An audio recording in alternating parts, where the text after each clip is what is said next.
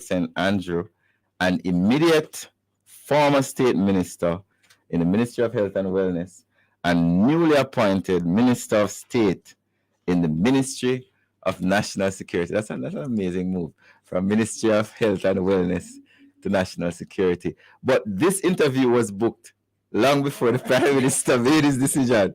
None of us knew that this would happen. So we've invited Juliet here, and one of the big things that we wanted to talk to her about was maternal health, which is one of the things that she was responsible for at the Ministry of Health. She still has the knowledge, she still has the wisdom and understanding. And I wanted to say good morning to you. Good morning. And it's really a pleasure to be here. Thank you very much. So you are the MP for West Rural. Where is that? Well, it's a huge constituency, and so West Rural St. Andrew we start at East Kirkland Heights in Red Hills. Yeah. We go all the way over up to Rock Hall, then all the way down into Lawrence Tavern, into Parks Road first, then into Lawrence Tavern area, into Brandon Hill. So I also border St. Mary, I border St. Catherine, back over to Stony Hill, right? You know, I'm sure everybody knows where Red Gal Ring is. That's so I start. Yes. Right up there, so. Right. Yeah. Right in that little section. The go-kart, they used to do go-karting really? There, right? It was a very famous area for go-karting years ago. And so right there at Red Gal Ring is where I stop. So it's a pretty large area. But you know, and the reason why I start the interview like this is that there's been a lot of conversation about MPs and how much MPs are paid. How do you manage such a big constituency? Boy, I tell you, I don't mind big enough, but your one bigger. It takes a lot. It takes a lot. We have, over 37,000 persons that's on the voters list, but as you know, not everybody is on that particular list. So we have quite a number of persons in the constituency. About how many communities do you think you have? We over 60. Right? 60 yeah. So rural and they're rural and of course a little urban. So the little urban would be Stony Hill and a little urban, which would be Red Hills, a little section. How many? And I know I'm putting you on the spot. How many miles per year do you think you drive? Oh gosh, when I sold my vehicle, I had it for 5 years. I had 100 and holy per thousands of miles on the vehicle. And what do you call it? Rack and pinion gone. That cost me a lot of money. I had to, I was changing tires ever so often. Right. And I had an SUV. So quite a lot of miles. A lot of miles I put in. Well, for me, I gave up the SUV because it wasn't working. I had to buy a pickup. Oh yeah. That would actually, that's what I'm going to be getting shortly. The SUV wasn't working in North Central at all. Yeah, yours is very rugged. It's very rugged, very hilly. Very, remember I stretched from the border of St. Catherine to the border of Manchester. Yes. I've been there. So there's a section of my constituency where I have to drive through two other constituencies to get there. Yes. But so you were and you stretch out too, because you don't have a lot of houses. It's like farmlands. Yes, you do. Mine's not like that. You do see the houses. I've seen you doing a lot of work there. I see you building a lot of roads. Yes. I see you doing a lot of water projects and all of those things. I have to really thank the government, the Prime Minister, on really, we're looking at transforming Jamaica. And when I mention this, I have received so many water projects that is important. One is coming soon. That should be going to procurement shortly. That's a $795 million water project. How many people that run on? You're talking about over 10,000 because Lawrence Tavern. Lawrence Tavern, now we have 4 tributaries that we're getting. That's rivers that where water is coming, to a particular place with a pump house, and it's just not enough. Why? Over the years you've had 5 people are living somewhere, now you have 15, and with climate change, the rivers, you're not getting the same amount of water, and you have people moving into the communities. And so from Parks Road, Salisbury Plain, into Cavaliers, into Lawrence Tavern, as close to the border, where we call border of St. Mary, is where this water project is going to enhance for the people in those communities. So you're talking about a whole lot of people that this water project is going to help. And another one also in the Red Hills area, which is going to be going over from Ferry. It's called Ferry to Rock Pond, that the Prime Minister mentioned in this year. So we should see that one possibly taking off next year. But lots happening in the constituency that I'm really excited about. One of the things that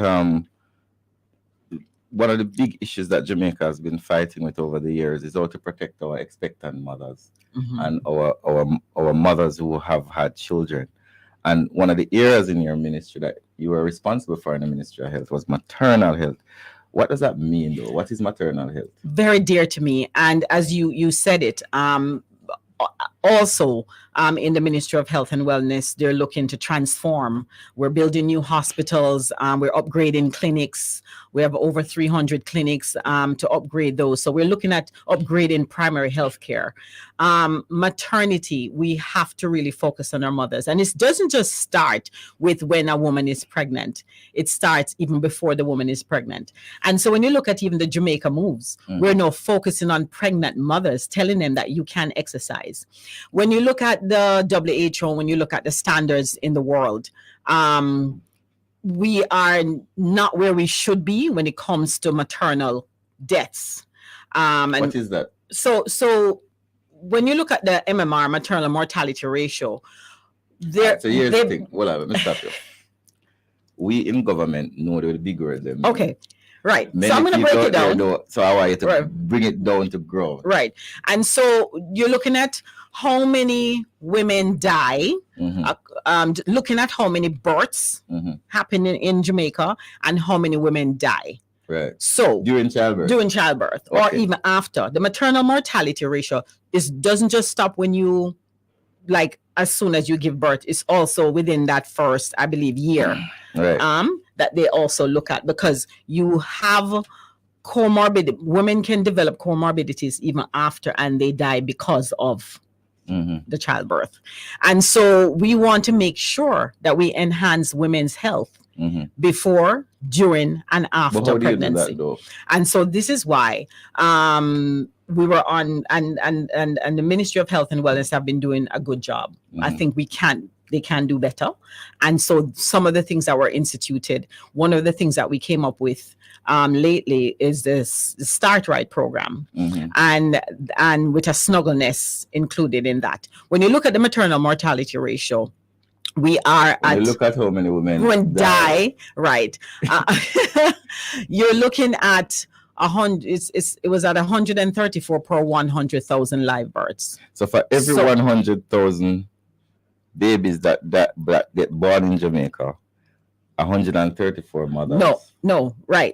And so you have to now look at how many women give birth. There's about 31,000 women give birth. So you have to divide. That's how you divide it. So you're looking at about 70. Where it's at now, we're looking at about 70 or 80 women who died, say, last year, and the last year, 2 years. And that must be a very traumatic thing, because it affects both the father, it affects the family, it affects the baby. Exactly. Because the baby now has to grow up without a mother. Right. What we're trying to get that down to, and we don't want any women to die, is about 25. That is what the WHO. So we should be at 70 per 100,000 live births. Instead of 1/3 where we are now. Right. Because, nobody sees when a woman is having a baby. The public, I've always said to people, the only time you go to a hospital is when you need to. Nobody volunteers to just visit a hospital to see what's happening. It's either you have somebody there or you have a medical issue. So a lot of these important things that we're doing, people will not see them. It's not a pothole, it's not a street light, it's not a water project where you can pass it every day. And sometimes I think we ignore as a society some of these very important things. Right. And so the Ministry of Health and Wellness in the last few years, there's a maternal review. So all the practitioners, they get together and they do a review as to what is happening. How do we solve this problem? How do we prevent some of these deaths? And there are various reasons why the women die in childbirth. What are some of those? So you have preeclampsia, which is you can develop hypertension. That means high blood pressure. High blood pressure, Right. diabetes. So you have. So they develop these things while they're pregnant? Yes, these are things that can happen to women. Gestational diabetes. So that is when you're pregnant, you end up with diabetes. You know, So hemorrhaging. why women have babies then? Oh boy, and this is why we must understand There's so many things that can happen to you, right? And so you also have hemorrhaging. So this is why we ask sometimes for the man, the father, to give blood, or Yes. family members to give blood when a woman is pregnant, because you don't know, she might end up hemorrhaging and need a blood transfusion or something like that. And so those are some of the main causes of deaths. And the women can also develop these things and end up dying after they give birth when they go home. So it's really important to make sure that the mothers are eating healthy, that they're maintaining a healthy birth weight, that they're coming to the hospital when they find out that they're pregnant, to make sure that they're going to their clinics, make sure they're going to the teen clinics if it is their teenagers, make sure that they're going to the hospital, seeing their obstetrician. And also, and so this Start Right program was to really get mothers to come, because there are still a lot of mothers who may have one child or two children that feel like, oh, I'm pregnant the third time, I don't need to go to no doctor to see, because I've done this before. No, I would implore all women, no matter what, how many children you've had, to make sure that you're seeking the proper health care during your pregnancy to prevent some of these things from happening. So you guys have a program now to basically reduce the amount of women who die during childbirth in Jamaica. Do the conditions of the hospitals have something to do with it? There are various things that go in. There are times when they may not have the equipment, and so there are certain things that may not be there. And I think Minister Tufton is doing a good job. I think he's looking at the overall plan now of infrastructure, what should be there. Maybe ultrasound was a problem. That is something, the butterfly ultrasound, handheld butterfly. I have to thank American. How much you getting? We got from American Friends of Jamaica and the Jaja Foundation. This is something Jaja Foundation has been doing, is coming in and actually teaching as far as the technical aspect of the ultrasound machines and doing different things in the hospital. We got about, I think it was 20, I can't remember, I think it was about 24 that we got of the handheld butterfly. So this is better than the one machine. That you have to push It's around. big, right? Those are big. So these are something like a phone. It's like a phone, and you just put it on the mommy's tummy, and you're able to actually see what is happening with the baby.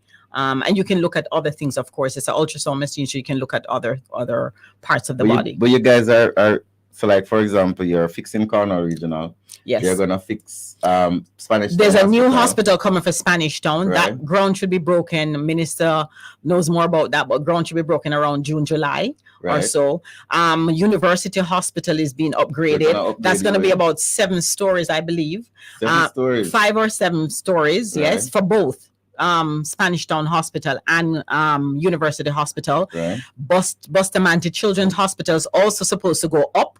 And one of the things that's been happening, we've been building our hospitals out. I want to stop you. We need to go up. I want to delve a little bit into the building of the hospital. Let us start with, because this has a lot to do with maternal health as well. The infrastructure that is available for the mothers, the type of wards, the type of equipment. So we had an issue, long-standing issue with Cornwall, where we had to basically gut Cornwall, take out the roof, the windows, everything. And now we are spending several billions of dollars to improve Cornwall. But beside Cornwall, you're building a children's hospital. Yes, right next door. And that is possibly going to be finished, of course, before Cornwall. Cornwall, the ministry plans to possibly move in at least a few floors by December, which is what Minister Tufton has stated. And that includes that is not just building a building. That includes putting in equipment, all the necessary equipments at this time. I think these are all going through the procurement process now.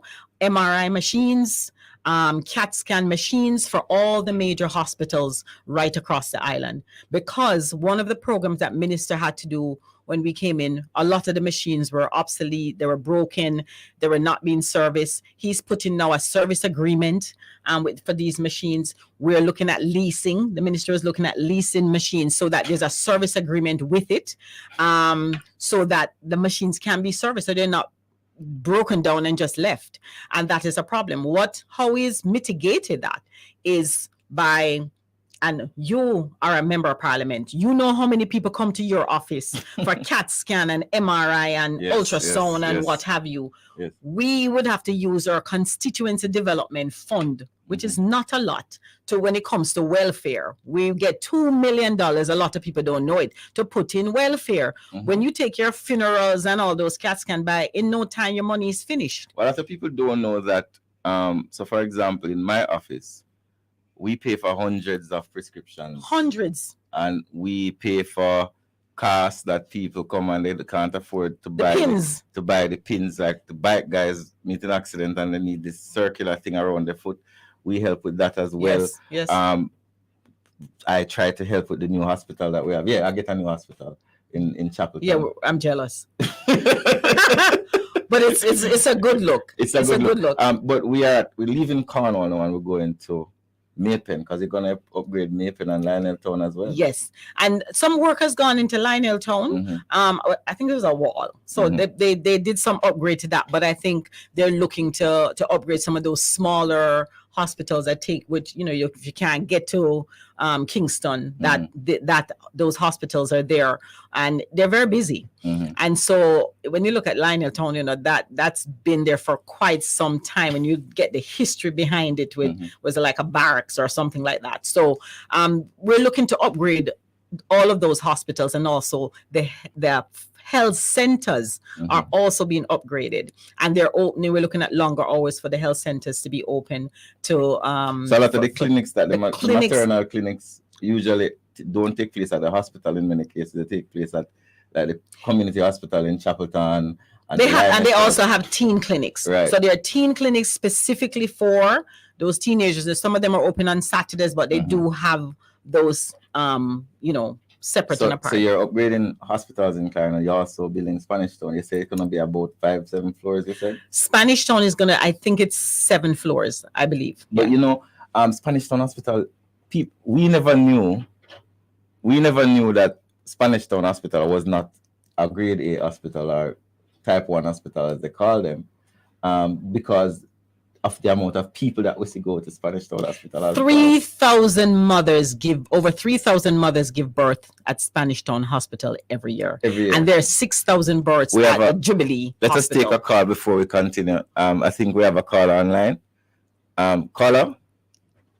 Morning, Minister. Good morning. Minister Cuthbert-Flynn. Morning. Yes. Firstly, I want to congratulate Minister. I'm very, very happy to have you. I gather you are the first female to be placed at that ministry, and I'm very excited about that. I have a matter I want to raise to your attention to see if you can perhaps do some checks on it and see how we can advance in that area. And it's in relation to the JCS. Currently, there is a protocol says that women who have children younger than 3 years old are not able to join the JCF. They have to be older than 3 in order for them to apply and to be accepted to join, even if they meet the other criteria. Which is, for me, alarming, because clearly this regulation doesn't exist for fathers.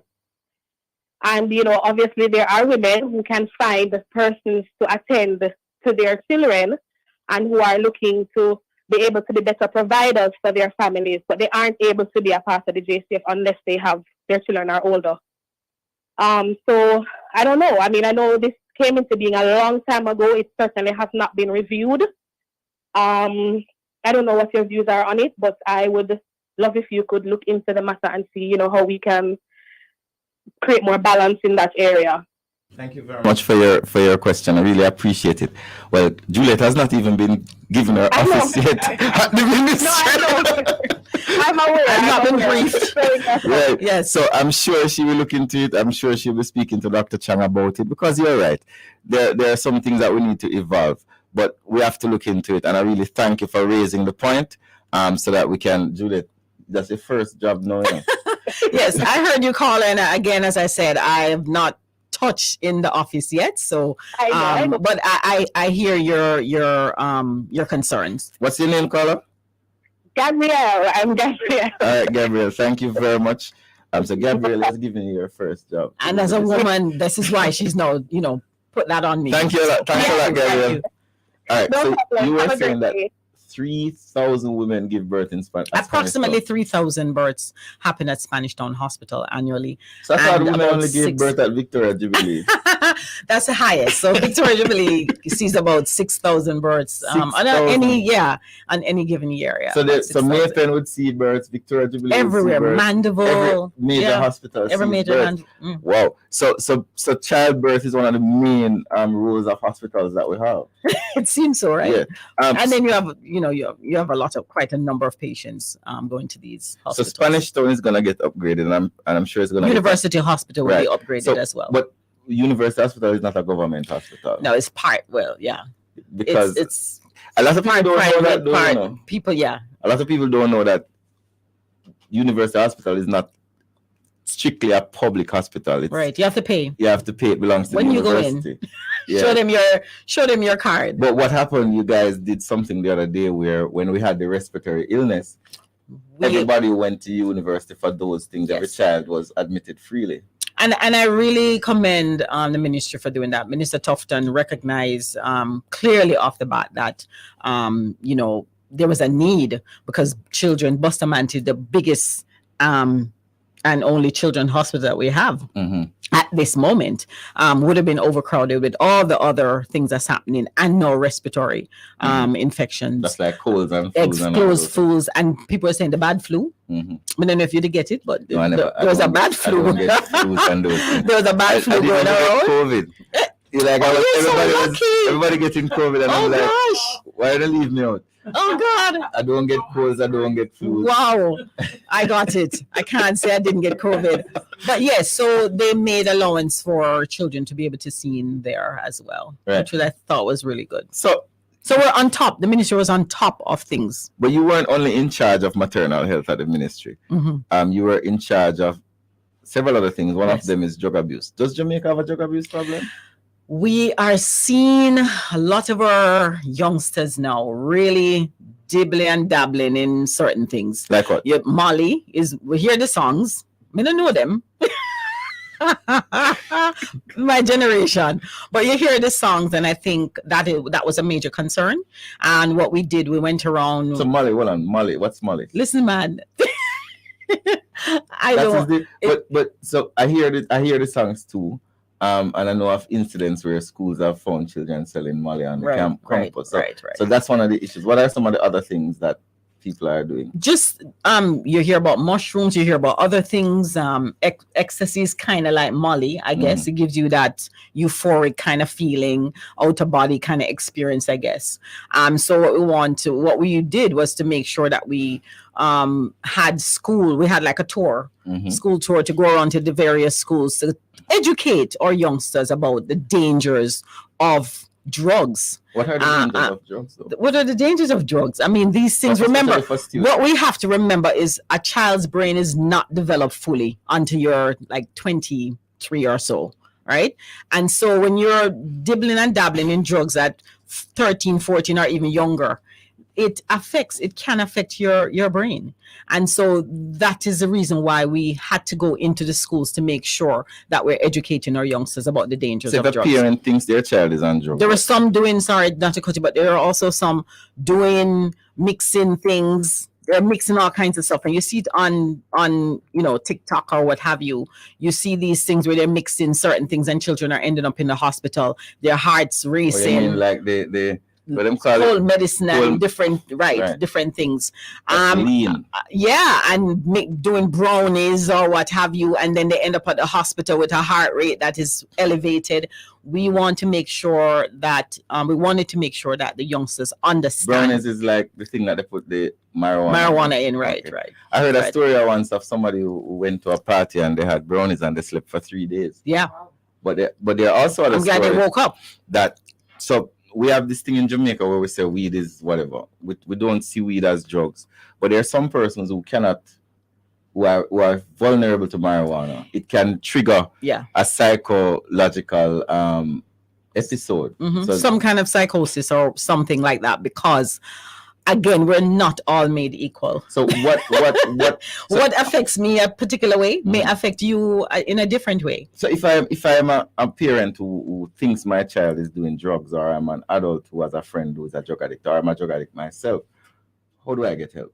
And I don't have the hotline. You're putting me on the spot. I don't have, but we do have a hotline. There is a hotline Mhm. for that.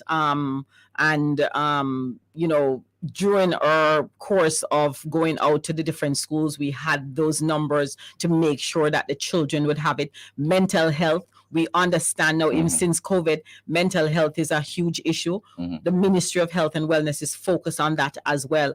So it all comes together with, the drug abuse and mental health, because some of them seek these things, whatever it is that they're going to take, because of something that's probably happening to them at home, and they don't know how to really, they'll have no one to really talk to. I think So- we have a voice note on. Okay. We have 2 voice notes, so let's try and get them. Right. So Nadine, let us hear what the public has to say. Good morning, Minister. Yeah, you're the MP for my area. I live in Parks Road. But I want to ask this question. When do you plan to fix the roads in Cavaliers? The roads are really bad. Be a pothole. Trust me. I'm calling Stafakana. Be a pothole. The roads are really bad, man. Really. So thank you very much for that caller. You know that. Yes, Safakana. Yes, it's a roll up of bamboo and it's shaded. And what happened when you patch it? As soon as you patch it and rainfall, it washes away. There is a procurement. It's going through the procurement process now. And persons may not know, the procurement process takes a while. So the last time when I looked and Minister Warmington showed me, it is still in that process of going through, because It's I going think to it's be fixed. it's going to be fixed. Yes. So you're gonna proper fixing with drains. Proper fixing drain, and just like we did Temple Hall, we had to cut down some bamboo, and because it was shade in the area, and the same thing was happening. We had to give some sunlight in the area. Because what happens, I find, and I spoke to engineers, when you have a lot of overhead, Overhanging. the road doesn't get a chance to dry. Nope. It So- stays wet. And asphalt and water are not good friends. Nope. So you put asphalt down, and if the area is saturated with water or moisture content is too high, then because asphalt actually likes sunlight. Yeah. Because what happens is when you put on the asphalt and it cracks and the heat catches it, it self-heals itself. So if it is too cold, it Mhm. will not self-heal itself because it will not come back together. So bamboos are really terrible. Bamboos are terrible, and the Safakana is filled with bamboos, and there's no sunlight, absolutely none. But there's planned to actually fix it. Once I hear though, caller, more as far as where we are, I will definitely have a meeting with Cavaliers residents to let them know where we are with that. We have a lot of meetings. I see you having meetings. I had a almost meeting last every week, Sunday. month.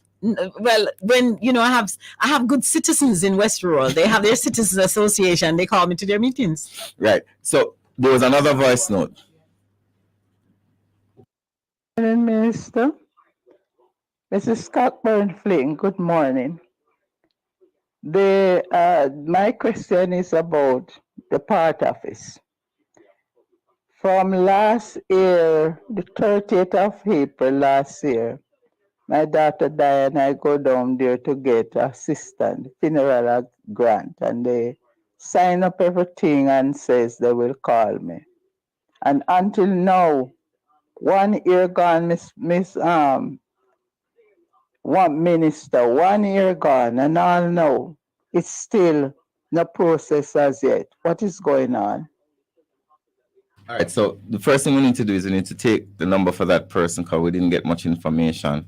and we can call the Ministry of Labor and find out what the issue is. We can call the Ministry of Labor. Actually, another resident said this to me, I think yesterday or 2 days ago. And so we're really happy though, because Minister Samuda just assigned, and a lot of people are asking, why are they giving us assignment? Why are they giving us social workers? It's for these reasons, because people come to us. They're looking to us as a representative to really answer some of these questions, and we really can't readily answer them, but we'll point them in the right direction. So your road conversation has caused somebody on TikTok to ask me when is Blackwood Road gonna fix. So the good news is that every year good news. Yeah, every year I patch either Blackwoods or Beckford Crawl. So last Christmas, because I knew I was gonna spend a lot of money on Beckford Crawl, we didn't patch a lot of it. So we just finished about 3 weeks ago patching all the way from Summerfield all the way up to almost reaching Blackwood Square, Beckford Crawl Square. We had done some patching to Blackwoods the year before. So what I'm going to do in Christmas, when I get my Christmas allocation, I'm going to continue from where I stopped at Beckford Crawl, going all the way up to my border, because not all of Blackwoods belong to me. The bad part of the Blackwood Road is not my road. But a disclaimer out there. Blame me for everything, So we're going to be patching the rest of Blackwoods. From Beckford Crawl to Blackwoods. And he'll talk to the other person, other MP, I speak right? to the MP to also partner with him. But this is not about me. This is about Juliet Cuthbert. So, why the other area that you're responsible for is blood bank? Why Jamaicans don't like giving blood? We don't have a culture to give blood. We just don't. And I think, let me tell you I think years ago, we would always think it's just gunshot victims and we're not going to give no blood to those people. But there's so many people. Cancer patients need blood. And there's so many of our children who have cancer. So many of our adults who have cancer. Didn't you say you're going to do some work at Kirkland Heights recently? Kirkland Heights is getting $108 million road, and I had a meeting with them on Sunday with the residents. Okay. Was it Sunday or Saturday? On TikTok a while ago. Oh yeah, the contract was already awarded to someone. It's going to cabinet, I believe, just for sign off, and then after that, it's road fix. All right. So continue with blood. Yes, and that's actually, by the way, that's the highest I've ever gotten for any road since I've been here. Okay. So I'm very excited that I was able to lobby. The people of Kirkland, they're very happy. Yes, so blood is very important. We must develop a culture. We only have 11 blood collection sites in Jamaica. We have 14 parishes and 11 blood collection sites. We must develop more blood collection sites. And since my tenure at the Ministry of Health and Wellness, I was able to get Spanish Town as one of the blood collection sites. They are collecting blood. People, I'm asking you to go to Spanish Town on a Saturday. They're open right now. We're trying to get another day. Well, why you need blood though? What do you mean? Well, you need blood? I just said it. You need blood. Let me explain to you. I want to explain to you. It might sound to some persons that I ask some questions which sound so simple. Right. But I am learning that sometimes you have to break down the thing. Right. So people don't know that if you're meeting an accident, you need blood. Surgery, you need blood. People who have cancer. Yes. Mothers who are giving birth. And a whole host of other reasons. Who cannot produce their own and platelets. There are people who can't. And platelets are so important. Right. When you get a cut, it's platelets that help it to heal. Right. And so we need blood constantly. Right now, the blood bank is at 50%. We need to be at least 78. I say 100. But we're aiming for at least 70%. So we need to, what we did a blood drive was for schools. We went on a school blood drive. I wasn't finished. We were supposed to do some more. And we collected about 84 pints of blood, I believe, which can actually help about 200 and whatever we collected can help about 250 persons. Because one, if you give blood, you can help 3 people. But people don't realize that. So as I said to you, nobody goes to a hospital for no reason. Right.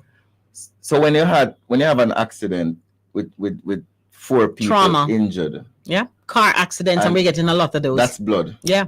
When you have the shootings, the stabbings, the maimings, that's blood. When you're doing any surgery at any time, any one of us can need a surgery.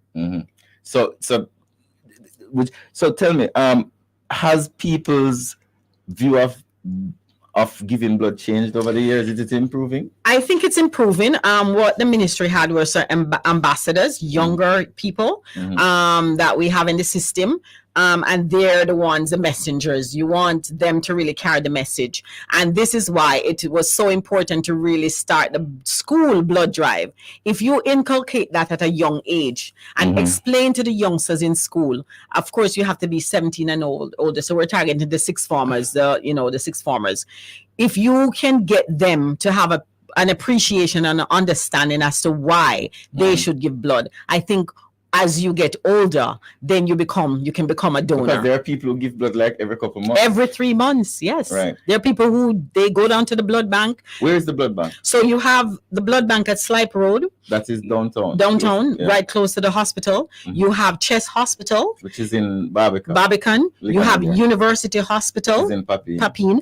You have St. Catherine at Spanish Town Hospital, that you can give blood. You have Mandeville Hospital, that you can give blood. You have Cornwall Regional that you can give blood. Port Antonio Hospital that you can give blood.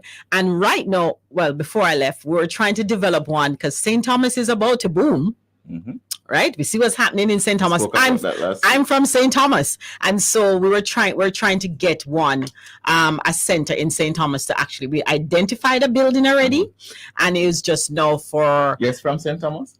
I'm from Port Moran, St. Thomas. Yes, very proud. In the heart of St. Thomas. It's in the heart of St. Thomas. What was St. Thomas like while you were growing up? It was fun, lots of fun. What were the roads? The roads were terrible. But I had fun. Yes. How was it for me? So I had started running in St. Thomas? Yes. Which school was that? That was at Port Morant All Age, and then I went to Morant Bay All Age, and then went to Morant Bay High. But when I see the transformation now, I'm like so excited. Where I'm from, I'm actually seeing buildings going up. That in all of my years, I've never seen any new building going up. There's a new, like a shopping center coming there. I mean, I am so excited as to what is going to happen, especially Morant Bay, where we used to hang out after school. Morant Bay, where Goodyear, Princess Margaret is in Morant Bay. But it was upgraded recently, wasn't it? It is the same Princess Margaret Hospital. And so you find where some work was done, some new machines, and they upgraded where the admission center is, because it's nothing like when I was a child. So it's a better hospital. However, I think we're going to need to upgrade with the influx of people that's possibly going to move there. I'm sure that's something would have to be looked at by the government. You're proud of St. Thomas? I am very proud of St. Thomas. You know, one of the interesting things about it. And I was proud of St. Thomas before. It's an interesting story because when we just came into office, everybody was quarreling with us saying we promised to fix St. Thomas and we're not fixing St. Thomas. Yeah. Somebody on Twitter every couple of months they used to say, "Oh well, you announced in that time that you're gonna build a new town center. Where is the town center? You announced that you're gonna fix the road. Where is the road?" And now we're doing all. Well, let me tell you, I passed by. I went to St. Thomas 2 weeks ago for a funeral. Right. And I looked, they're widening the road where the town center is going to be. There's a nice bridge there. Across there's a field where I used to run ever so often. But I'm telling you, when I look and see what is taking place now, I'm saying I need to go buy a piece of land. You can. I have land in St. Thomas. I know. I need to go buy a piece of land in St. Thomas. So, but you know, it took me an hour and a half to get there, even though the road is not. Before it was taking me 2.5 hours with the bad roads. But you know, now it's taking me an hour and a half, and I can imagine when they finish, it's going to take me 40 minutes to get to St. Thomas. There's no development, Juliet, that doesn't come with inconvenience. Yes. I remember when we were fixing Constant Spring Road and we were fixing Hagley Park Road. Yes. Everybody in Kingston was upset with us. Oh, yeah.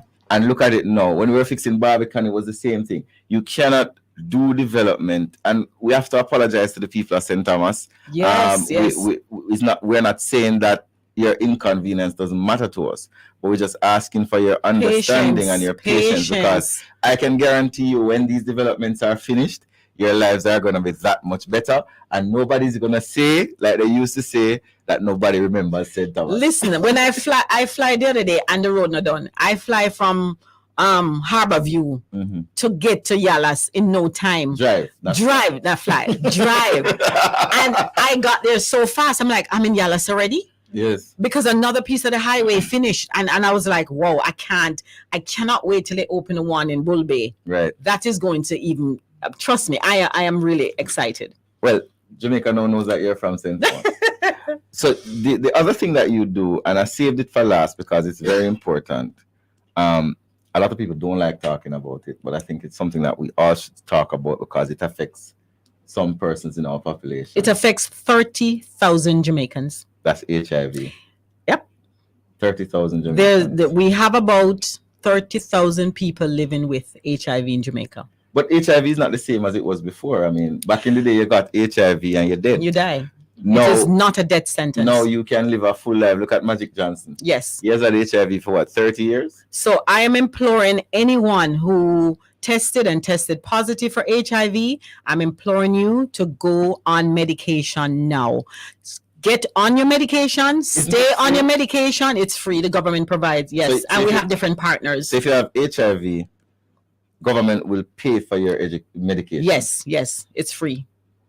Do we pay for medication for anybody else like that? We do, because we do have offset where NHF, Okay. so they can get it at a minimal cost. Right. Minimal cost. So for a person who discovers the test and now finds out this afternoon that they have HIV.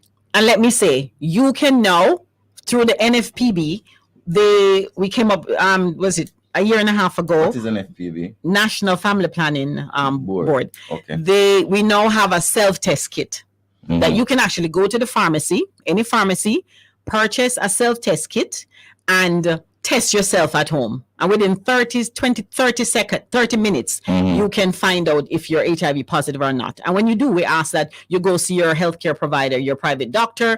There's also a MOU signed with public-private partnership with USAID to actually, for persons who want to go to private because of the stigma and discrimination that may come with it, that they can go to private and still get treated. So we warn persons. There are also other agencies. You have JASL, you have other non-governmental agencies that persons can actually seek their care. But what I'm asking is for persons to really get on treatment, stay on treatment, and so you can be virally suppressed.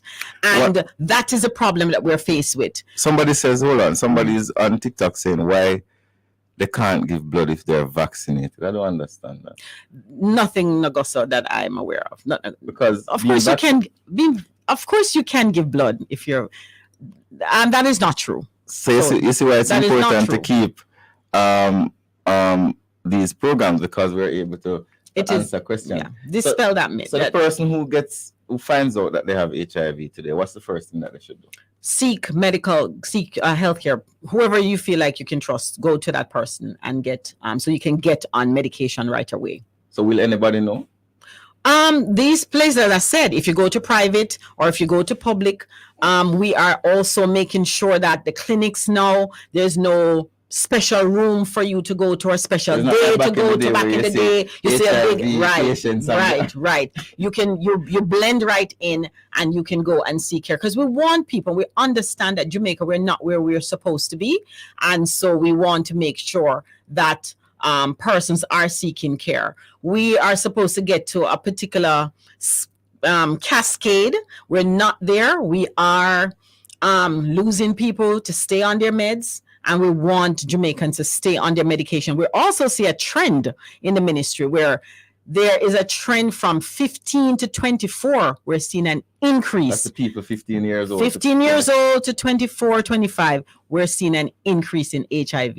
Is it that people not using protection as much anymore? People think that, young people, sometimes you just think that, I'm not going to die. Nothing's going to happen to me. I'm not going to catch anything. And they're not using protection. So the rule is protection. Use protection. Right. Yes. So until you and your partner can be tested and you're in this relationship, you both get tested and you know that nobody's going outside. Right. Because people take it for granted, but there is not just HIV that is out there. You have some whole heap of other things that you have you have a lot of sexually transmitted infections other than HIV. And the government is also now paying for something called PrEP. So if it is that you have a partner that you think is exposed, you can now take that pill, PrEP, to prevent you from getting HIV. So, but because like one of the things that we like, you guys had this thing where you had some persons who had HIV who were on TV and they came out, which was very interesting because previously nobody would want Would come anybody out to know that, right? And the lady was like, "Well, she takes her medication and they can't find HIV in her So blood she's anymore. virally suppressed. So she's virally suppressed, Right, which is She where lives we a want normal people to know. life. You walk past her on the street, you wouldn't even know. Right. And that's one of the things, you don't know who has it and who doesn't. Right. So it's very important that you protect Use yourself, protection. and Yeah. even though it is no longer a death sentence.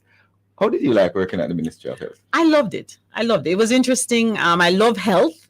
As you know, I'm also a certified personal trainer. So I love the body. I love how the body works. And I'm very interested in health and wellness. So it complemented what I was doing.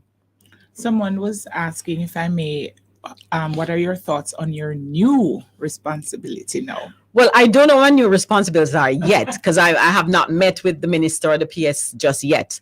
And so I love a challenge. I came into politics to serve, and wherever the prime minister puts me, I think I will definitely serve and serve the people well. But the Ministry of National Security is a big deal, though. I mean, crime and violence and all of those things is something. I mean, even though we have cut murders by over 10%, and we have cut rapes, cut robberies, cut larcenies, people still are expecting more of us. Yes. You up to the task? I'm up to the task. I love a challenge, and I'm a hard worker. Right. I'm a hard worker, and let me just say, I'm dedicated to my country. I lived in America for many, many, many, many years. One of the things I said when I was 16 was I'm coming back to my country. I'm coming back to Jamaica. Leaving. Why did you come back? There was this thing, this connection I can't explain. Every time I came to Jamaica to visit, I would cry, literally bawl. I had a beautiful house in Atlanta.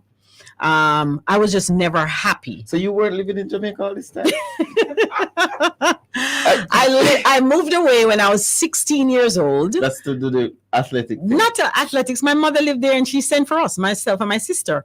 And we emigrated to the US. And I didn't want to leave even then. When everybody wanted to leave Jamaica, I didn't want to leave. I was like, please let me stay. So it's an important point you raised, because you were an athlete. You represented Jamaica in the Olympics. You're one of our superstars that all of us as young people. You're still. I hope you were cheering for me now. I'm very young. You're probably a little boy. Yes. So, but you had all of these opportunities international, but you came back and decided to go into politics. Yes. And you notice how I said it? Yes, it's giving back though. And a lot of people don't understand. I mean, I made decent money. I was able to invest. I wanted to come back home to just live my simple life and give back. And when I came back, I was giving back. I was doing my little charity, doing little things in different communities, going to children's home, doing different things quietly. And I figured, why not? Why not go and serve? I was chatting and cussing out people. Do you regret it? I don't regret it. I don't regret going into politics at all. No, there are challenges. Yes. Mm-hmm. There are challenges, yes. A lot of people, we get a lot of cursing. I get a lot of cursing, but my back is very broad, and I know why I'm doing this. Right. I know why I'm doing this. I love my country. There is nothing better for me than going into a national stadium around the world and looking. The first thing I would do, I'd find my Jamaica flag. I don't think people understand the love that I would fight for my country. If something is going to happen now, I would pick up arms. I would bear arms and fight for my country. That is how much I love Jamaica, and I love my Jamaican people. And so going around and being a member of parliament, it's, when I can touch one life or two lives and people come back to me and say, hey, I was at dinner for Mother's Day and a gentleman, I don't know, he came over to me. He wasn't my server. And he came over to me and he says, Mrs. Flynn, I just want to thank you because you gave me my first opportunity as an entrepreneur. I'm from so and some, he told where he's from. And he said, I just want to thank you. No, I don't remember him. I don't remember him. I don't remember him that I helped, that I assisted him. But we are the first point of contact for many people in our constituency. They don't know where else to turn. They're going to their member of parliament, and we must give them answers. We must give them answers. I don't think a lot of people appreciate, and the reason why I'm raising it is people on TikTok keep asking about jobs. And when are we going to talk about jobs? I don't think a lot of Jamaicans understand what an MP does. People who are in our constituencies know what we do. Mm-hmm. Because in many cases, there's nobody else for them to turn to. None. I have a little knowledge about government. I know how the government works. I know how PATH works. I know how Ministry of Labour works. A lot of the farmers in my constituency do not know how they work. Mm-hmm. And there's nobody who is coming from Kingston to come and tell them. Mm-hmm.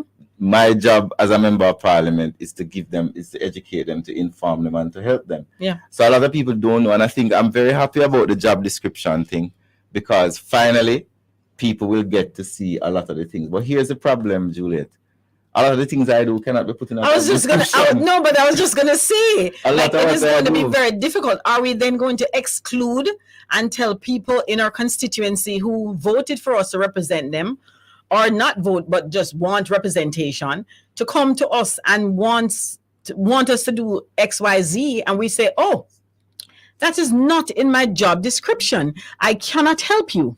Is that what we're going to do? And so it's very difficult when people talk about that. I don't know how. I will continue. We represent the people. I'm from North Central, born and bred. Most of my family still lives there. Farmers, security guard, unemployed, taxi teacher.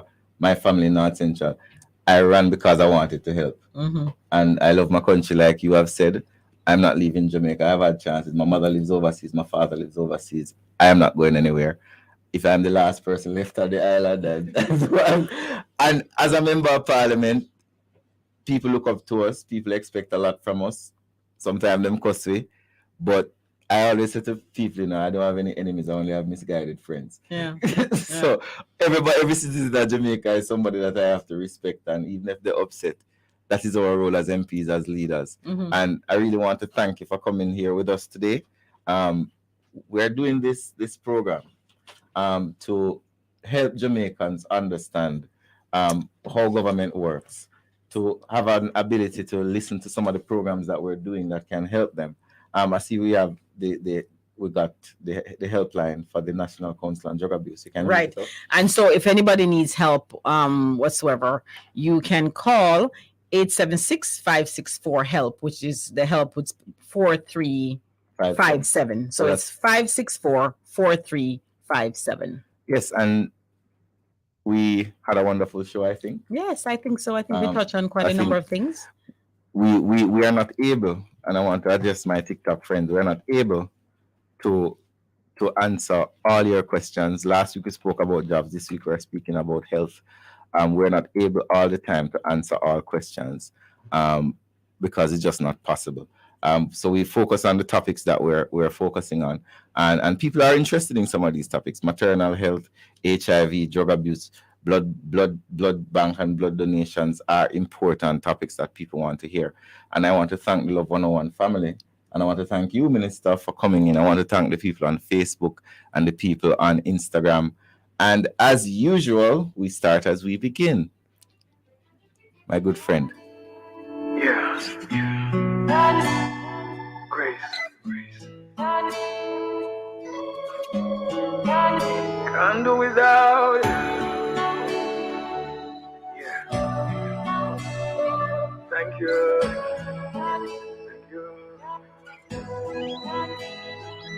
Some say I would, said I could, wondered if I could, battles in my head. Times I felt lost and broken, felt like I couldn't make it through the day. But I know God has spoken, and He promised not to leave me. So I'm standing here today saying, how did I get here? I call it grace.